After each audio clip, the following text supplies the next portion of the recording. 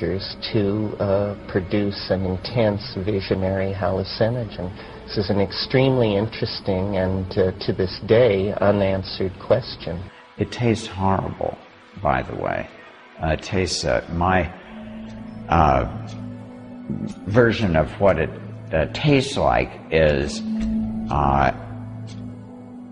maybe 4-day-old espresso that someone had put out a cigarette in with a dash of lemon.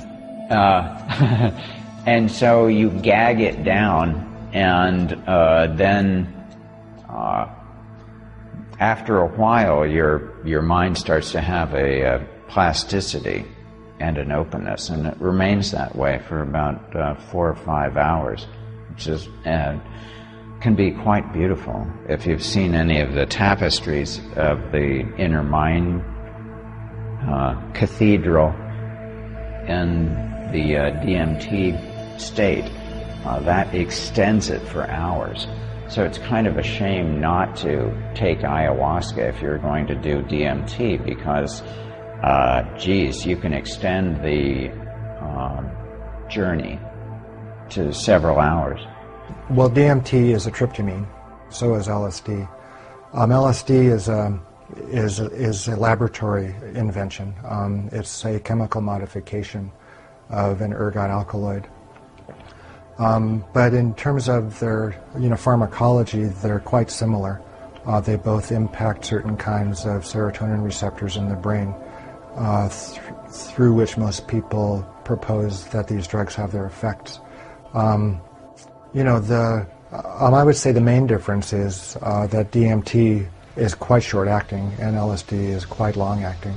But in terms of on the spectrum of effects, they're quite comparable in terms of the perceptual and emotional and the cognitive responses to consuming the drug or the compound. Also, DMT is a compound that is found in all kinds of animals and plants, and LSD isn't a natural product. It isn't found in the animal kingdom or the plant kingdom.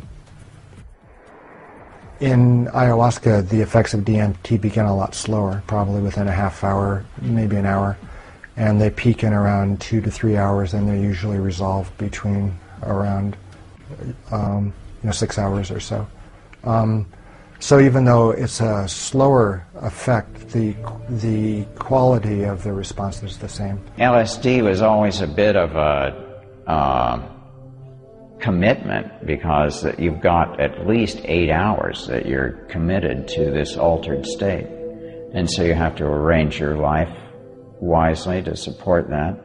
And this is just a little more manageable, I think, in some ways. It's also very clean and very clear. And you don't feel any body load afterward. You feel uplifted. You feel like vitalized. You feel like you need less sleep, and you feel that you've addressed yourself on a deep level. A lot of deep issues came up for me. I've had experiences with ayahuasca and ibogaine. They've been very profound and important experiences in my life, and they've helped me, I feel, to grow on many levels. I've written about them extensively in my books, Breaking Open the Head, and 2012, The Return of Quetzalcoatl. I feel like they gave me insights into my personal psychology, visions about better paths to take. They kind of acted as kind of antidepressants that lifted my spirits up and made me see these other layers or possibilities of reality. So they've been very important experiences for me.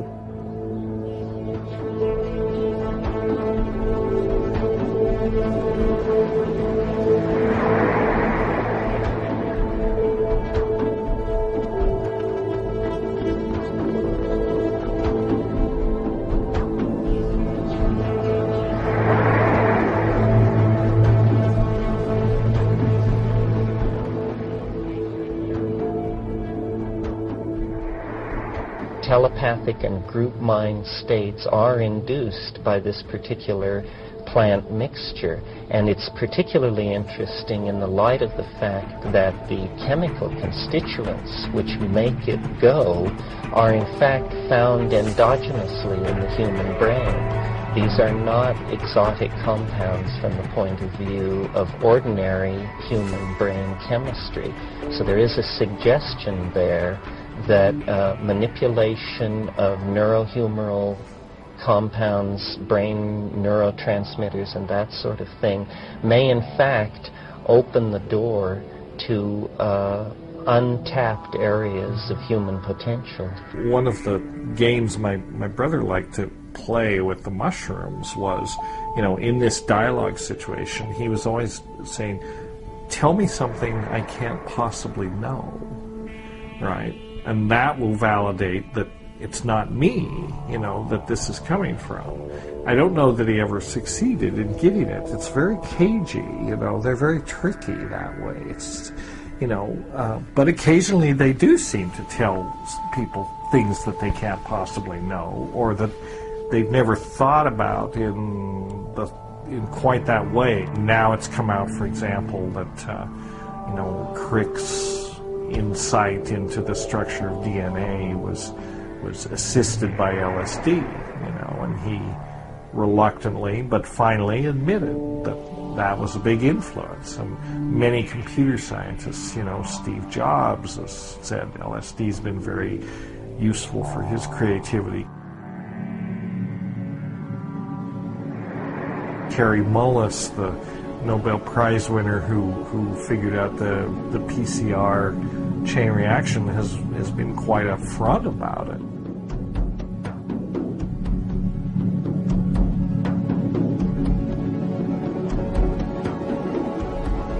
LSD gave him the ability to get down with the molecules and see what's happening. In some sense, there is a communication. In some sense, the question isn't even valid, because where do the boundaries between the self and the world exist? We're not really separate. I mean, we're part of this information field.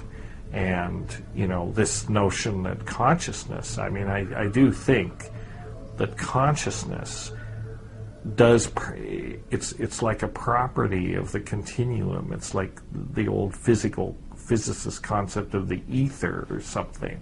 It kind of permeates everything, and it's not really localized in the human brain or necessarily even generated by the human brain. Why does the brain require DMT for normal function if this is indeed true? Yeah, and it's hard to say. I think that perhaps one of the functions of ordinary levels of DMT is kind of like a, kind of reality thermostat. If you have a certain kind of narrow window of levels of DMT in the brain, it maintains this ordinary level of, perceptual, consensus reality that most of us live in. Kind of like the endomatrix in a way, as opposed to like an externally applied, psychological or, consciousness kind of matrix like in the movie. This is one that's internally generated. But it may be that the brain is a place where it becomes focused and concentrated.